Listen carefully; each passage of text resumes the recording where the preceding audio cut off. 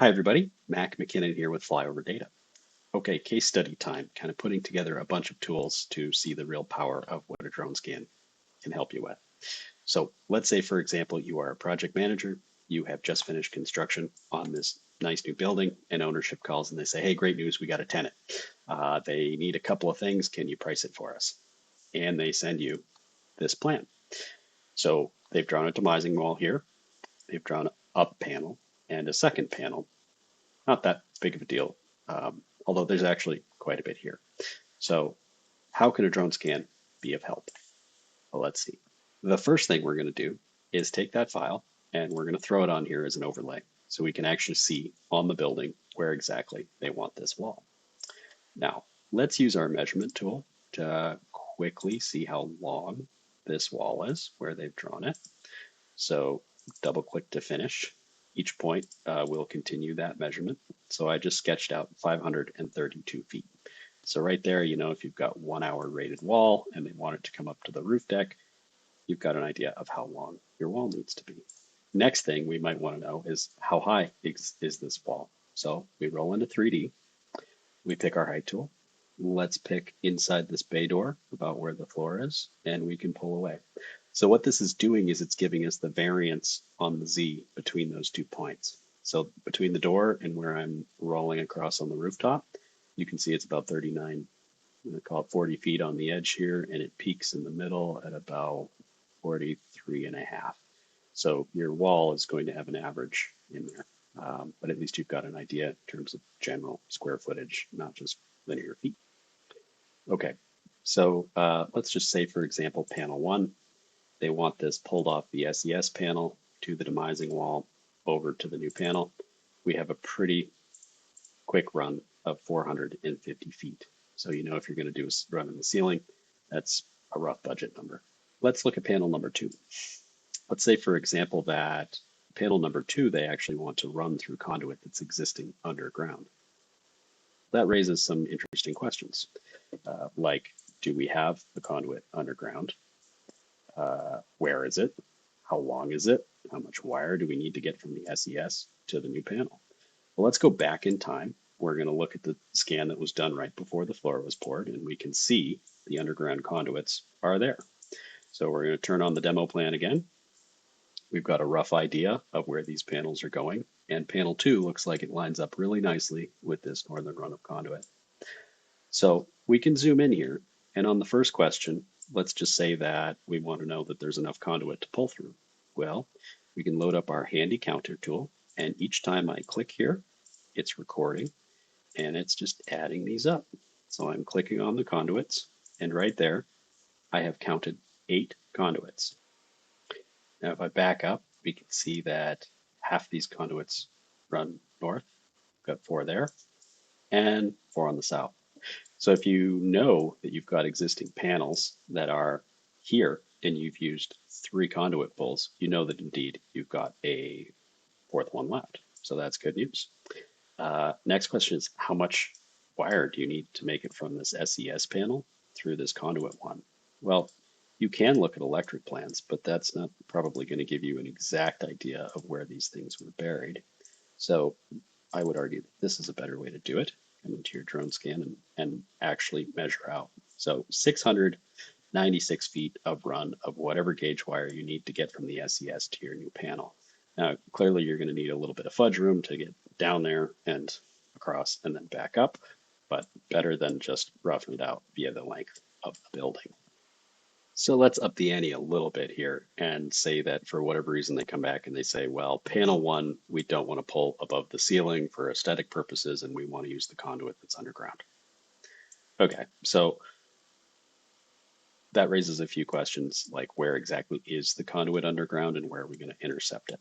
So we can zoom in here and see about where their demising wall line is. And I will note that where they've drawn this line is probably not quite right. They want to bump it over a little bit to the west so that they hit the footings and the support beams for the new wall. Same thing with these run from the east to the west. This should be bumped up a few feet to the north so that, you know, they hit those accordingly. So frankly, right there, you've headed off some issues at the pass to line that up to where they need to go. So anyway, let's say that we're going to intercept this right here, just to the south of this turning point footing. We're going to put our marker tool here, and we're going to click on where this stuff is underground. We have a northing and easting in elevation. And side disclaimer here, we're not surveyors or engineers, but if we have tied this to project control, these should be pretty accurate. And regulations vary from state to state about the appropriate uses of drone scans and where you cross that line in engineering. So I encourage you to understand what that is in your state.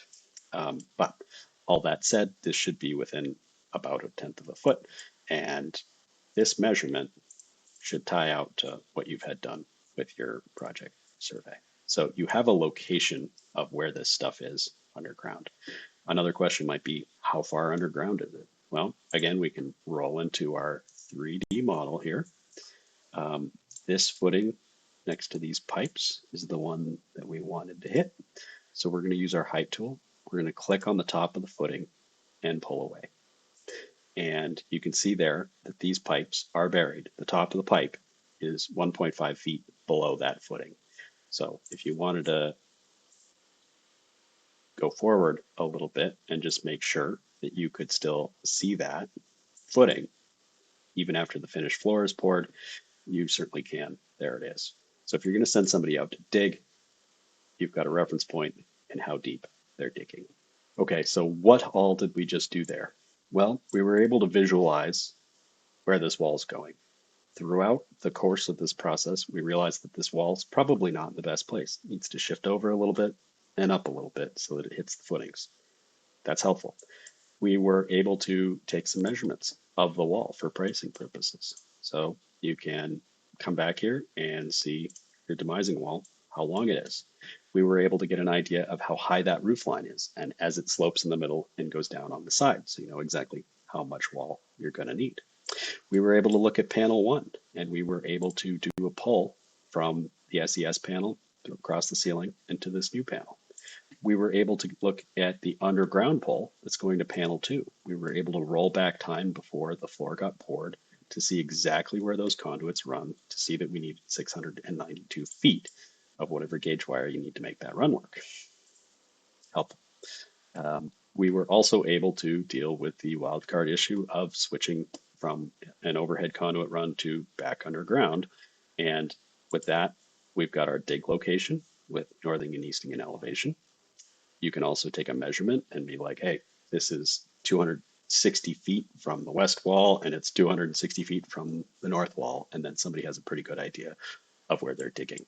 Certainly a surveyor could help you figure out exactly where that is. If you wanted to get a little bit more detailed with that, you could go back to where you could see the footings and sketch out exactly where to be digging.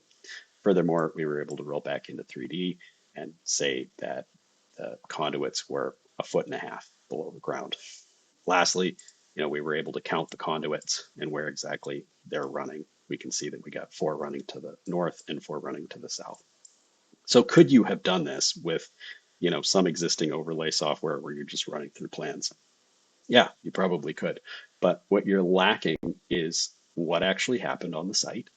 You're lacking the ability to go back and see exactly where things are. And, with a rough drawing like this, we were able to head some things off at the pass. So all nice stuff. The last thing I'll say, if you are indeed a general contractor and you have as-builts, or you're going back in time and you need to document how something was actually done, you now have this. If we've tagged it to project control, we can send you this as an overlay in AutoCAD, and you can load this in as a layer.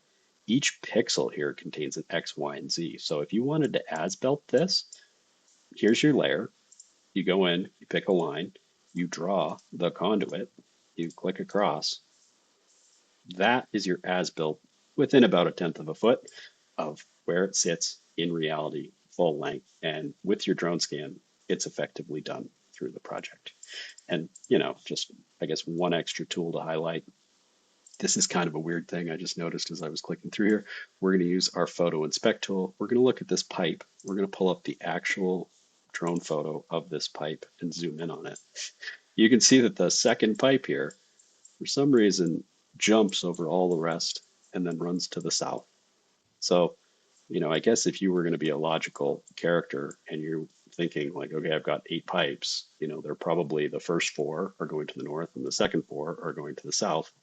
That would not be the case. And granted, when you started pulling on one, it wouldn't be where you thought it was going to be.